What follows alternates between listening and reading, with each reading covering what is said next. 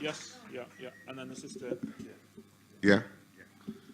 I'm Claude Hendrickson. I'm the chair of St Kitts and Nevis Association in Leeds. I took the 200-mile drive down today.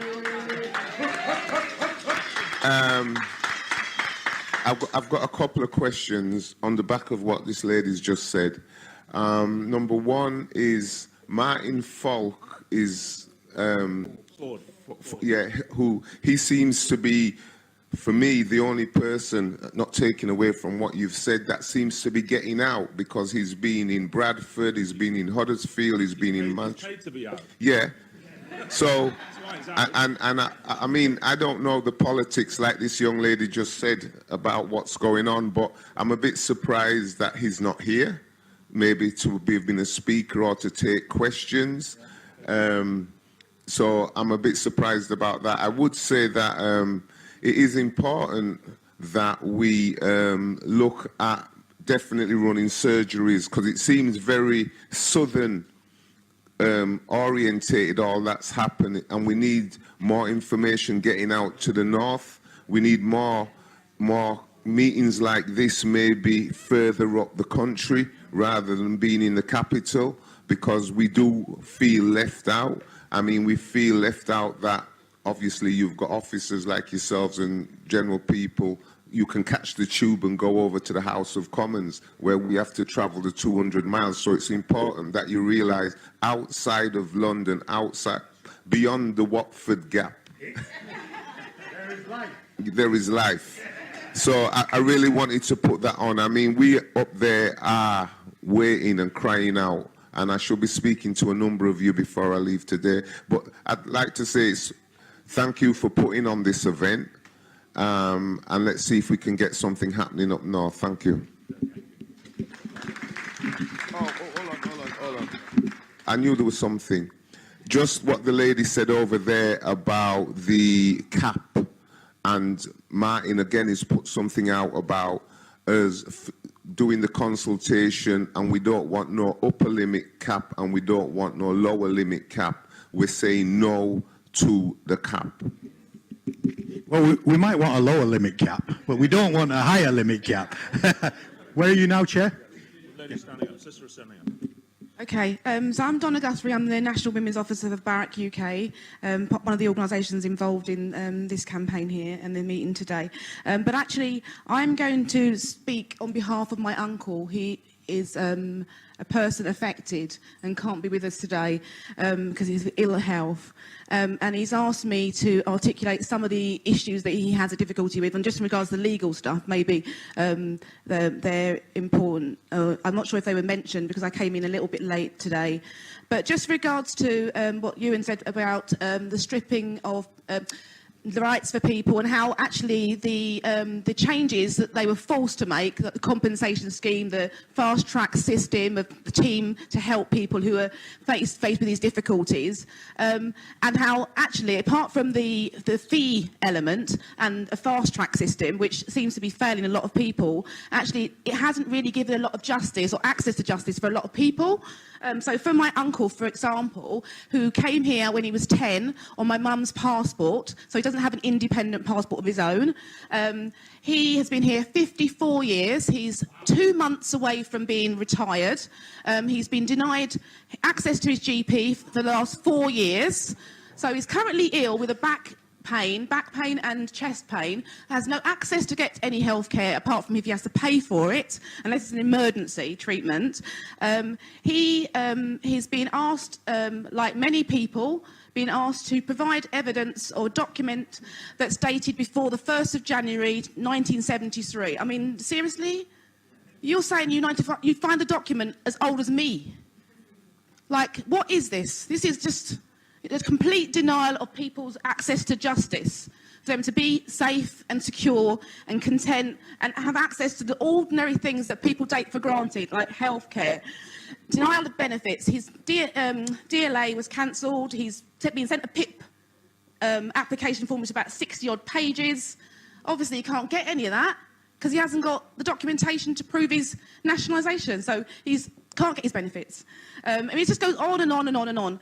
with regards to like trying to access the documents that people are asked to access, okay, so you think school records, health documents, whatever. Okay, if you don't have access to a GP, you can't go to your GP surgery and say, can I have my health records? You have to go through a long, convoluted application process, which he doesn't have the internet, so he can't even find the process. I then printed off the process. The process requires you to write off this long, it's just quite a short form, but there's loads of notes and notes and notes, and which asks you for ID. In order to get access to your documents that you need, in order to get your applications going, you need to have a passport, Home Office document, nationalisation. So you just literally go round and round in circles. So for people who are denied access to justice, things like the GDPR, whatever, they don't have access. They've literally been stripped. We're just literally like after slavery, we fought for rights, and we're literally becoming non-persons. Non-persons in every respect. Invisible persons in our own country. So that's one thing. The other thing to say, in regards to the Jamaican High Commission, he's put passport application in, because obviously he needs an independent passport for his Jamaican nationality first, before he can apply for stuff. And he's been waiting about 9 months. I mean, I'm very articulate. I'm a campaigner and whatever. I've written to the Jamaican High Commission, articulating his mental health state, how vulnerable he is and everything. Not a single response. Not a single response. I think the last response he got was asking him to give some ID, no, someone to vouch for him who lives in Jamaica. He hasn't been there for 53 years. His MPs, I'll finish, MPs as well, MPs, like we talked about the fact that a lot of them are not supporting, and that maybe at the time of the scandal earlier on, they were like, okay, this is a scandal, this is terrible, whatever. But actually, you write to your local MPs, a lot of the local MPs not even responding to this stuff. So his MP, again, hasn't responded. That's the situation for people that are seriously vulnerable in this issue. Thank you. I'm going to have to call time on the questions, not because I don't want to hear from people or not being disrespectful. Simply, we've got to be out of here by a particular time. We have a break at 12:30, and I want to... No, can I just hold it? No, can I just... Please, I have to... No, sorry. Excuse me. Yeah. Excuse me. Can you just please... Just hold, please. Thank you. You have an opportunity afterwards to engage with panel. I want to have the last 3 questions dealt with by our panel members. They have 1 minute and no more. And then I want to put to this conference the initiatives that we want your mandate to take forward. It is no good just having a discussion and sounding if we don't have some constructive way forward. So that's what I'm coalescing on. So can I have a 1 minute, no more than that, to respond to the last 3 questions? Thank you. Okay, first of all, thank you for the gentleman who travelled all the way down from Leeds. Your face does look familiar when I used to live up in Leeds. Thank you. My grandfather's brother, my great uncle, Alan Herbert, founded the Leeds West Indian Centre and Leeds West Indies Carnival way, way back. So they've been here a long time and they've done their part. On the issue of the subject access request, I and Jacqueline can speak for Dexter Bristol, who has had similar issues with getting subject access requests from the Home Office. My subject access request was denied whilst I was in custody, whilst I was in Immigration Detention Center for 3 months. They said that my signature did not match. I can't understand to this very day why would you would care about a signature when you have the person. And so if my signature don't match for the purpose of being removed from the country, then that would be really good, right? So just one other thing to what June has said at a previous meeting at Parliament is to follow the money trail. Follow the money trail. There are people who are benefiting from our downfall. People have lost homes, pensions, and all this stuff, and it goes somewhere. So there's a money trail that leads somewhere. Thank you. Thank you. Just on Jennifer's point about being fragmented, I think what's happening here, there's lots of groups that have just popped up. know nothing about Windrush, really genuinely don't care about Windrush, but they've popped up, people's egos and so forth. Then there's lots of people who've been activists for years and years and years and have come together. But I don't think that any of that matters, so long as the message is a positive one and a powerful one. Because the UK is a huge place, we can't all be together, we can't all be sitting in the same room. I think there needs to be some unanimity of approach, but I'm not concerned by lots of organisations. I saw a lawyer put on her website that she's a Windrush expert, and I thought, well, what's that? What on earth does that mean? So, it was as you open her website was the first thing that popped up. So there's all sorts of characters around. But so long as we're doing the work of people in our community who are marginalised and oppressed, it really doesn't matter how we do it. I think coming from today will be some powerful things, though. I think there will be perhaps the people who organise this may come up with some sort of powerful structure as a voice.